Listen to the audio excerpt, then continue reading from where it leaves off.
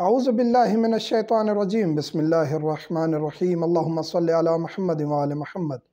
مومنین کرام، ایک چیز جو ہمارے ذہن میں کافی آتی ہے اور تقریباً اکثر مومنین کے ذہن میں آتی ہے کہ ہم اہل بیت علیہم السلام کو ماننے والے ہیں، یا وہ مومنین جو ابھی ابھی شیعہ ہوئے ہیں۔ الحمدللہ شیعت بہت پھیل رہی ہے، اور جناب زہرا سلام اللہ علیہ کی معرفت کے بعد، مولا میر کائنات کی معرفت کے بعد، اہل بیت کی معرفت کے بعد شیعت تیزی سے پھیل رہی ہے۔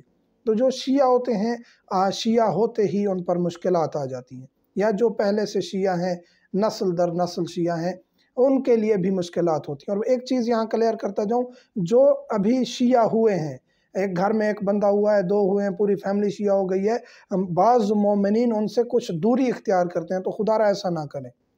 ان کو اپنا بنائیں، ان سے پیار کریں، ان سے محبت کریں، ان کے ساتھ رشتہ داری بنتی ہے کریں، ان کو دور نہ کریں کہ جی ابھی ابھی شیعہ ہوئے ہیں اور ان سے ابھی جو ہے فاصلہ رکھنا چاہیے۔ بعض جگہوں پر ایسا کنسپٹ ہے جو بالکل غلط ہے۔ اور جو شیعہ ہوئے ہیں، محب اہل بیت ہیں، اور جو شیعہ پہلے سے ہیں، سب کے امتحان ہوتے ہیں، سب یعنی کہا جاتا ہے حالات ٹف ہیں جی، روزگار تنگی ہے، صحت ٹھیک نہیں ہے، باقی مسائل ہیں، ہم نماز روزے کے بھی پابند ہیں، محب اہل بیت ہیں، عزادار ہیں، پھر بھی ہماری مشکلات ختم نہیں ہو رہی۔ تو مولا کا فرمان آپ کے سامنے رکھتا ہوں۔ امام جعفر صادق علیہ السلام فرماتے ہیں کہ مولا امیر کائنات کے صحیفے میں نے خود پڑھا ہے کہ مولا فرماتے ہیں کہ سب سے زیادہ مشکلات اور پریشانیاں انبیاء پر آئیں، نبیوں پر آئیں، پھر ان کے وصیوں پر آئیں، اوصیاء کے بعد پھر مومنین کو ان کے درجے کے مطابق مصیبتوں میں اور پریشانیوں میں مبتلا کیا گیا ہے۔ اور یہ خداوند کریم کی طرف سے ایک امتحان ہے کہ یہ ہماری جو عارضی زندگی ہے، چند سال ہم نے جو زمین پر گزارنے، یہ امتحان میں گزارنے، پھر ابدی زندگی میں جا کے ہمیں خوشیاں اور جو ہے وہ تمام چیزیں جو ہیں ان کی فراوانی میسر ہوگی۔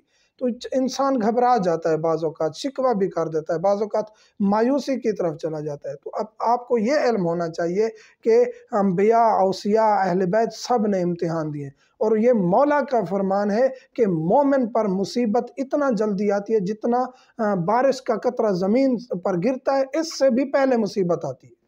یعنی جتنی دیر میں بارش کا قطرہ زمین پر گرتا ہے، اس سے بھی جلدی مومن پر مصیبت آتی ہے۔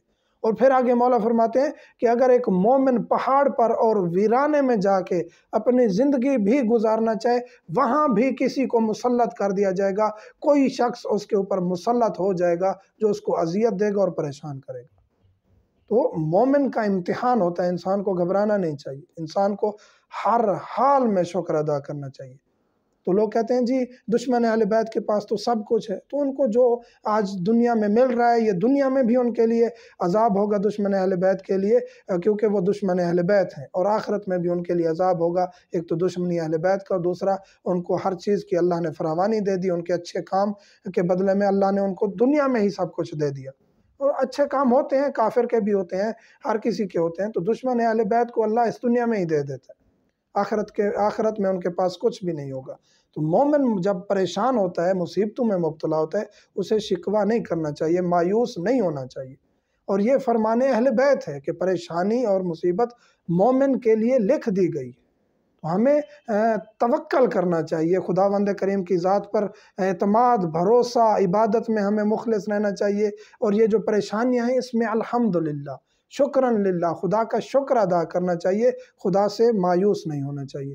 اور یہ زیادہ تر چیزیں خواتین میں پائی جاتی ہیں کہ وہ جلدی گھبرا جاتی ہیں، مایوس ہونا شروع ہو جاتی ہیں، ایسی باتیں کرنا شروع ہو جاتی ہیں جس سے خدا نخواستہ کفر تک پہنچ جاتی ہیں۔